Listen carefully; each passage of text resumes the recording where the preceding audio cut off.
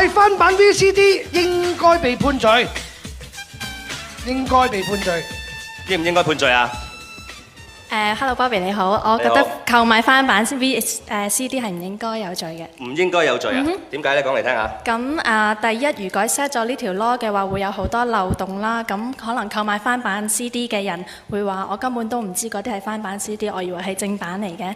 咁如果預期政府要嘥呢啲人力物力同埋時間去拉呢啲人，而又唔可以好容易咁樣入罪嘅話，咁不如將呢啲人力物力去拉一啲個製造商啊嗰啲人咯。但係嗰啲咁嘅翻版 CD 咧係拆裝嚟嘅喎，係將我哋嗰啲心血咁樣廉價咁出賣嘅喎，咁我哋好唔抵喎。點解唔判佢哋咧嚇？